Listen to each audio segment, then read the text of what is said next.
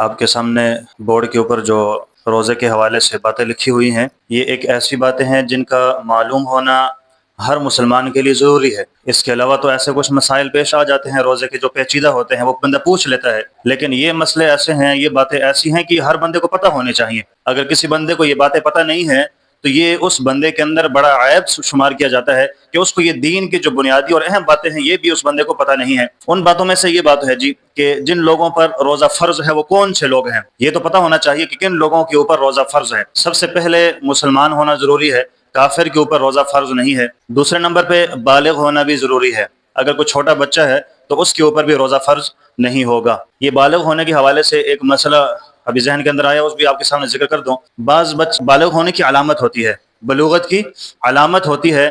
अगर वो अलामत किसी बच्चे में ज़ाहिर ना हो तो 15 साल ये आखिरी उम्र होती है, उसके बाद उसको बालिग ही शुमार किया जाता है।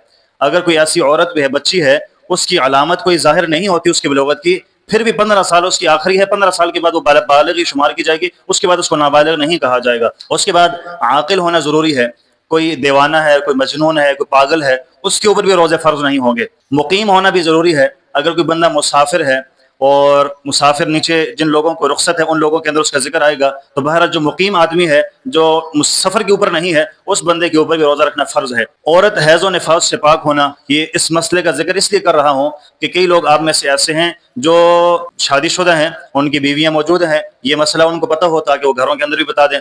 तो औरत का हैज़ और निफास से पाक होना भी ज़रूरी है। हैज़ किसको कहा जाता है? हर महीने के अंदर औरत की कुछ अयाम होते हैं, उसको हैज़ कहा जाता है। और निफास, जब औरत बच्चा पैदा करती है उसके बाद उसकी जो कुछ अयाम होते हैं, वो जो अयाम है वो निफास के अयाम होते हैं। तो औरत का हैज़ और निफास से पाक होना भी ज़रूरी है। ये वो लोग हैं, अगर ये शराइतें पाई जाती हैं किसी बंदे के अंदर तो उस बंदे के ऊपर रोज़े फ़र्ज होंगे। जिन लोगों को शरई रुख्सत दी गई है कि अगर ये रोज़ा ना भी रखें तो कोई मसला नहीं है, पहला वो शख्स जो मुसाफिर है, 78 किलोमीटर अगर कोई बंदा सफ़र कर रहा है तो उस बंदे के ऊपर रोज़ा फ़र्ज नहीं है। बेहतर यह है कि रख ले, क्योंकि रमज़ान उसको मिला हुआ है। क़ज़ा रखेगा तो गैर रमज़ान के अंदर रखेगा तो रमज़ान के अंदर रखेगा, तो रमज़ान की तो बहुत बरकतें हैं, बहुत ज़्यादा उसको फ़ायदा मिल जाएगा। इसलिए सफ़र के दौरान अगर हो, सफ़र की सहूलियात मुयस्सर हों तो रोज़ा रख लेना चाहिए। नहीं भी रखता है तो गुनहगार नहीं होगा, अल्लाह ने उसको रुख्सत दी है। 78 किलोमीटर सफ़र कर रहा है, यहाँ से रमज़ान के अंदर, यहाँ से लोग चलते हैं कराची की तरफ, तो अगर आसानी है उस बंदे के लिए तो रोज़ा रख ले। अगर रास्ते के अंदर कोई मुश्किलात पेश आती हैं उसके लिए तो नहीं भी रखता, तो उसमें कोई हर्ज की बात नहीं है, पर रख लेना बेहतर है। मुसाफिर बंदे के लिए रुख्सत है। दूसरा, मरीज आदमी ऐसी मर्ज के अंदर मुब्तला है कि रोजा रखने की वजह से वो मर्ज मजीद और बढ़ जाता है, तो ऐसा मरीज आदमी भी रुख्सत है, उसको रोजा ना भी रखे तो उसके लिए गुंजाइश है। तीसरा, ज़ईफ़ुल उम्र आदमी है, इंतहाई बुढ़ापे को पहुंच चुका है, अब वो मजीद रोजे नहीं रख सकता, उसके अंदर इतनी सकत नहीं है, उसके अंदर इतनी अब ताकत मौजूद नहीं है, ज़ईफ़ुल उम्र हो चुका है, तो उस बंदे को भी रुख्सत है कि वो बंदा रोजा ना रखे, तो उसके लिए गुंजाइश है। उसके बाद हामिला औरत है, पेट में उसका बच्चा है, अगर वो रोजा नहीं रखती है तो उसको भी गुंजाइश है। इसी तरह दूध पिलाने वाली औरत है, दूध पिलाते हुए अगर रोजा नहीं रखती है तो तभी उसको गुंजाइश है। हैज़ और निफास वाली औरत है तो ये औरत भी रोजा नहीं रखेगी।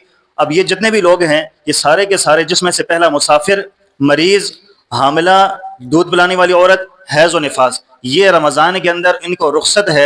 जैसे ही ये ठीक हो जाएंगे, मुसाफिर का सफ़र ख़त्म हो जाएगा, ये जब रमज़ान के अलावा अय्याम के अंदर इसको रोज़ा रखना इसके ऊपर ज़रूरी होगा, नहीं रखेगा तो गुनहगार होगा, इसके ऊपर क़ज़ा है। मरीज ठीक हो गया, अब मरज बाकी नहीं रही है, अब इसके ऊपर लाजिम है कि बंदा रोज़ा रखे। हामिला औरत, बच्चा हो गया, उसके बाद दूध पिलाने वाली, ये अय्याम ख़त्म हो गए, और इसी तरह हैज़ और निफास वाली औरत, ये अय्याम ख़त्म हो जाएंगे, इनके ऊपर रोज़ा रखना लाजमी होगा, क़ज़ा ज़रूरी है, नहीं रखेंगे तो गुनहगार होंगे। अहम मसला ये पेश आता है रोजे का फिदिया देना। कौन बंदा रोजे का फिदिया दे सकता है? बहुत सारे ऐसे लोग भी हैं जो बिल्कुल हट्टे कट्टे हैं, जो ठीक ठाक हैं, अल्लाह ने उनको माल और दौलत दिया है, बजाय रोजा रखने के वो फिदिया दे देते हैं कि चलो भाई रोजे के बदले में पैसे भी तो दे सकते हैं ना।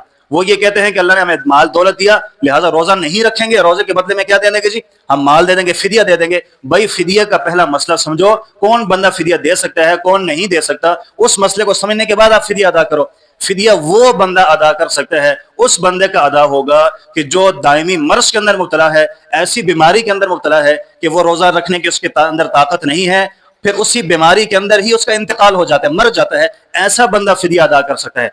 वो शख्स जो बंदा बीमार हो, मरीज था, फिदिया अदा कर दिया। फिदिया क्या कर दिया जी? बीमारी की हालत में रोजा नहीं रख सकता था, फिदिया अदा कर दिया, پھر دوبارہ وہ ٹھیک ہو گیا, اس کو صحت مل گئی, جو پہلے فدیہ دیا تھا وہ صدقہ بن جائے گا. روزے رکھنا لازم ہے, روزے نہیں رکھے گا تو یہ بندہ گنہگار ہوگا.